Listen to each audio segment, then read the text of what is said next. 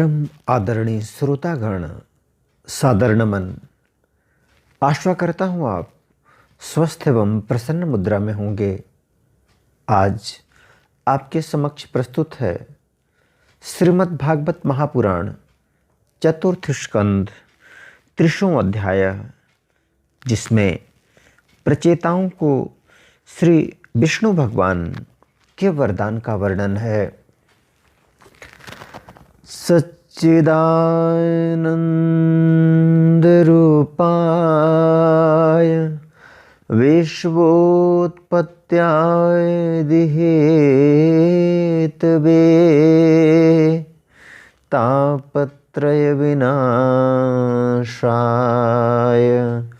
श्रीकृष्णाय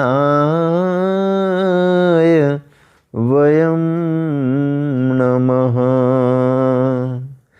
नारायणं नमस्कृत्य नरं चैव नरोत्तमं देवीं सरस्वतीं व्यासं ततो जयमुदीरयेत्।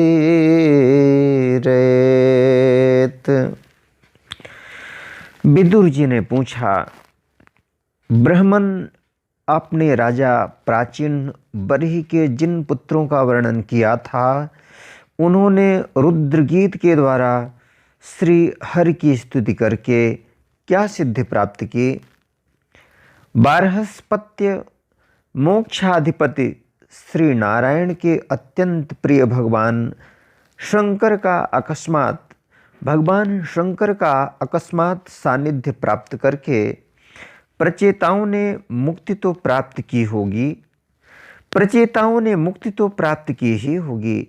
इससे पहले इस लोक में अथवा परलोक में भी उन्होंने क्या पाया, वह बतलाने की कृपा करें।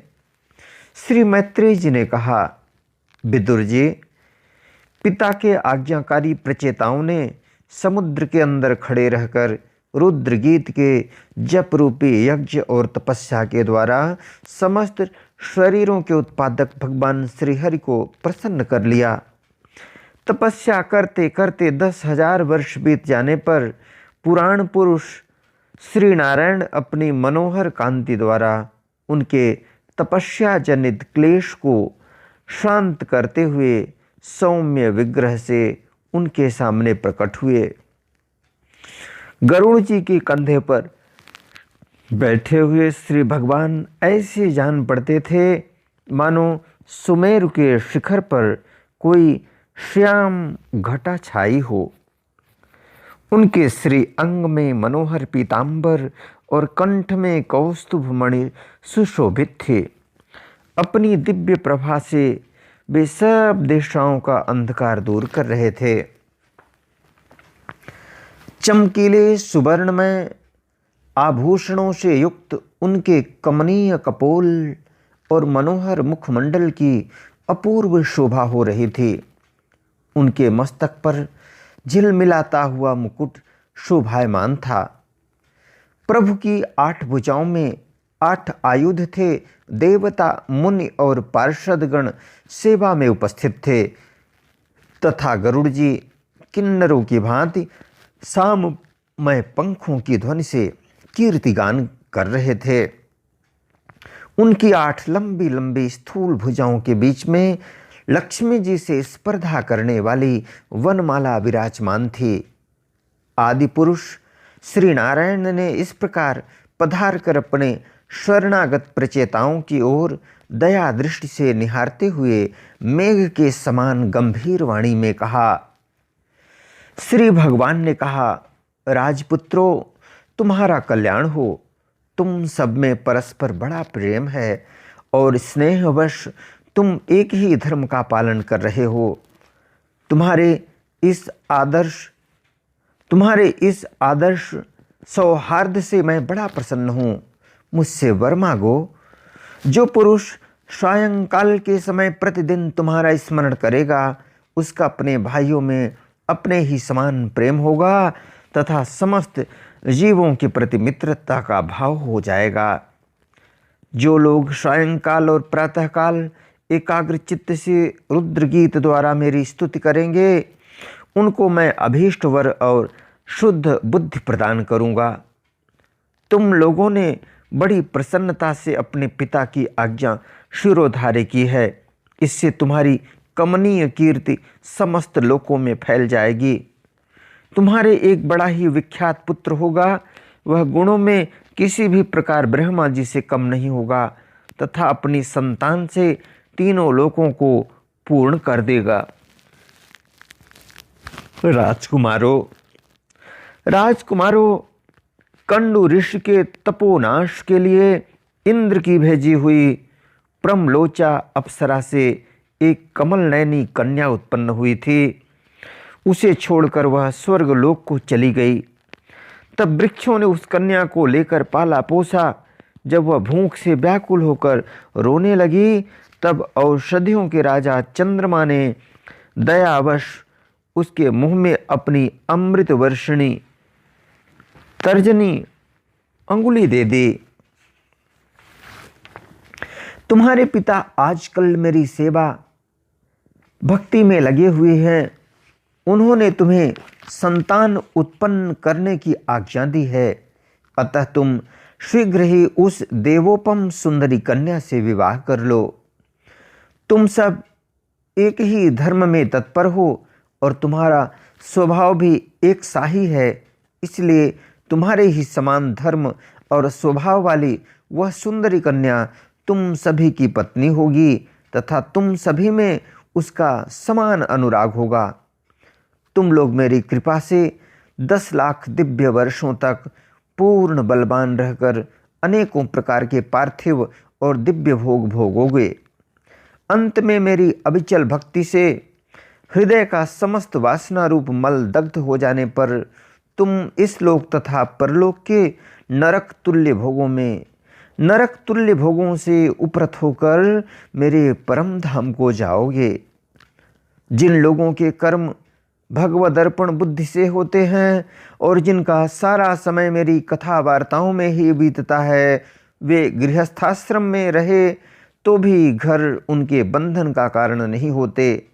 वे नित्य प्रति मेरी लीलाएं सुनते रहते हैं, इसलिए ब्रह्मवादी वक्ताओं के द्वारा मैं ज्ञान स्वरूप पर ब्रह्म उनके हृदय में नित्य नया नया सा भासता रहता हूँ और मुझे प्राप्त कर लेने पर जीवों को न मोह हो सकता है, न शोक और न हर्ष ही। श्री मैत्रेय जी कहते हैं, भगवान के दर्शनों से प्रचेताओं का रजोगुण तमोगुण मल नष्ट हो चुका था। जब उनसे सकल पुरुषार्थों के आश्रय और सबके परम सुहृद श्रीहरि ने इस प्रकार कहा, तब वे हाथ जोड़कर गदगद वाणी से कहने लगे। प्रचेताओं ने कहा, प्रभु, आप भक्तों के क्लेश दूर करने वाले हैं, हम आपको नमस्कार करते हैं। वेद आपके उदार गुण और नामों का निरूपण करते हैं। आपका वेग मन और वाणी के वेग से भी बढ़कर है। तब आपका स्वरूप सभी इंद्रियों की गति से परे है। हम आपको बार बार नमस्कार करते हैं। आप अपने स्वरूप में स्थित रहने के कारण नित्य शुद्ध और शांत हैं। मन रूप निमित्त के कारण हमें आप में यह मिथ्या द्वैत भास रहा है। वास्तव में जगत की उत्पत्ति, स्थिति और लय के लिए आप माया के गुणों को स्वीकार करके ही ब्रह्मा, विष्णु और महादेव रूप धारण करते हैं। हम आपको नमस्कार करते हैं। आप विशुद्ध सत्व स्वरूप हैं। आपका ज्ञान संसार बंधन को दूर कर देता है। आप ही समस्त भागवतों के प्रभु वसुदेव नंदन भगवान श्री कृष्ण हैं। आपको नमस्कार है। आपकी ही नाभि से ब्रह्मांड रूप कमल प्रकट हुआ था। आपके कंठ में कमल कुसुमों की माला सुशोभित है तथा आपके चरण कमल के समान कोमल है। कमल नयन, आपको नमस्कार है। आप कमल कुसुम की केसर के समान स्वच्छ पीतांबर धारण किए हुए हैं। समस्त भूतों के आश्रय स्थान हैं तथा सबके साक्षी हैं। हम आपको नमस्कार करते हैं। भगवान, आपका यह स्वरूप संपूर्ण क्लेशों की निवृत्ति करने वाला है। हम अविद्या, अस्मिता, राग, द्वेषादि क्लेशों से पीड़ितों के सामने आपने इसे प्रकट किया है। इससे बढ़कर हम पर और क्या कृपा होगी? इससे बढ़कर हम पर और क्या कृपा होगी? अमंगलहारी प्रभो, दीनों पर दया करने वाले समर्थ पुरुषों को इतनी ही कृपा करनी चाहिए कि समय समय पर उन दिन जनों को ये हमारे हैं इस प्रकार स्मरण कर लिया करें। इसी से उनके आश्रितों का चित्त शांत हो जाता है। आप तो क्षुद्र से क्षुद्र प्राणियों के भी अंतःकरणों में अंतर्यामी रूप से विराजमान रहते हैं। फिर आपके उपासक हम लोग जो जो कामनाएं करते हैं, हमारी उन कामनाओं को आप क्यों न जान लेंगे? जगदीश्वर, आप मोक्ष का मार्ग दिखाने वाले हैं और स्वयं पुरुषार्थ स्वरूप हैं। आप हम पर प्रसन्न हैं। इससे बढ़कर हमें और क्या चाहिए? बस हमारा अभीष्ट वर तो आपकी प्रसन्नता ही है। तथापि नाथ, हम एक वर आपसे अवश्य मांगते हैं। प्रभो, आप प्रकृति आदि से परे हैं और आपकी विभूतियों का भी कोई अंत नहीं है, इसलिए आप अनंत कहे जाते हैं। यदि भ्रमर को अनायास ही कल्प वृक्ष मिल जाए तो क्या वह किसी दूसरे वृक्ष का सेवन करेगा? तब आपकी चरण शरण में आकर अब हम क्या क्या मांगें? हम आपसे केवल यही मांगते हैं कि जब तक आपकी माया से मोहित होकर हम अपने कर्मानुसार संसार में भ्रमते रहें, तब तक जन्म जन्म में हमें आपके प्रेमी भक्तों का संग प्राप्त होता रहे। हम तो भगवत भक्तों के क्षण भर के संग के सामने स्वर्ग और मोक्ष को भी कुछ नहीं समझते, फिर मानवीय भोगों की तो बात ही क्या है। भगवत भक्तों के समाज में सदा सर्वदा भगवान की मधुर मधुर कथाएं होती रहती हैं, जिनके श्रवण मात्र से भोग तृष्णा शांत हो जाती है। वहाँ प्राणियों में किसी प्रकार का वैर विरोध या उद्वेग नहीं रहता। अच्छे अच्छे कथा प्रसंगों द्वारा निष्काम भाव से सन्यासियों के एकमात्र आश्रय साक्षात श्री नारायण देव का बार बार गुणगान होता रहता है। आपके वे भक्तजन तीर्थों को पवित्र करने के उद्देश्य से पृथ्वी पर पैदल ही विचरते रहते हैं। भला उनका समागम संसार से भयभीत हुए पुरुषों को कैसे रुचिकर न होगा? भला उनका समागम संसार से भयभीत हुए पुरुषों को कैसे रुचिकर न होगा? भगवान, आपके प्रिय सखा भगवान शंकर के क्षण भर के समागम से ही आज हमें आपका साक्षात दर्शन प्राप्त हुआ है। आप जन्म मरण रूप दुःसाध्य रोग के श्रेष्ठतम वैद्य हैं, अतः अब हमने आपका ही आश्रय लिया है। प्रभु, हमने समाहित चित्त से जो कुछ अध्ययन किया है, निरंतर सेवा शुश्रूषा करके गुरु ब्राह्मण और वृद्धजनों को प्रसन्न किया है, तथा दोष बुद्धि त्याग कर श्रेष्ठ पुरुष सुहृदगण बंधु वर्ग एवं समस्त प्राणियों की वंदना की है, और अन्नादि को त्याग कर दीर्घ काल तक जल में खड़े रहकर तपस्या की है। वह सब आप सर्वव्यापक पुरुषोत्तम के संतोष का कारण हो, यही वर मांगते हैं। स्वामिन, आपकी महिमा का पार न पाकर भी स्वयंभुव मनु, स्वयं ब्रह्मा जी, भगवान शंकर तथा तप और ज्ञान से शुद्ध चित्त हुए अन्य पुरुष निरंतर आपकी स्तुति करते रहते हैं। अतः हम भी अपनी बुद्धि के अनुसार आपका यशोगान करते हैं। आप सर्वत्र समान शुद्ध स्वरूप और परम पुरुष हैं। आप सत्वमूर्ति भगवान वासुदेव को हम नमस्कार करते हैं। श्री मैत्रेय जी कहते हैं, विदुर जी, प्रचेताओं की इस प्रकार स्तुति करने पर शरणागत वत्सल श्री भगवान ने प्रसन्न होकर कहा, तथास्तु।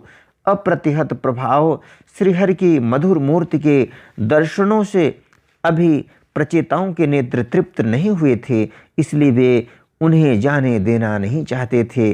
तथापि वे अपने परम धाम को चले गए। इसके पश्चात प्रचेताओं ने समुद्र के जल से बाहर निकलकर देखा कि सारी पृथ्वी को ऊंचे ऊंचे वृक्षों ने ढक दिया है, जो मानो स्वर्ग का मार्ग रोकने के लिए ही इतने बढ़ गए थे। यह देखकर वे वृक्षों पर बड़े कुपित हुए।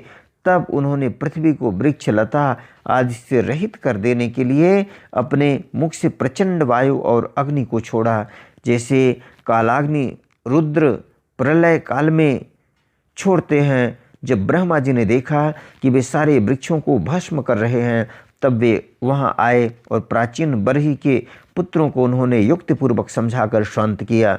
फिर जो कुछ वृक्ष वहां बचे थे, उन्होंने डरकर ब्रह्मा जी के कहने से वह कन्या लाकर प्रचेताओं को दी।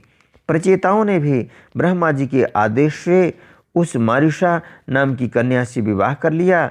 इसी के गर्भ से ब्रह्मा जी के पुत्र दक्ष ने श्री महादेव जी की अवज्ञा के कारण अपना पूर्व शरीर त्याग कर जन्म लिया।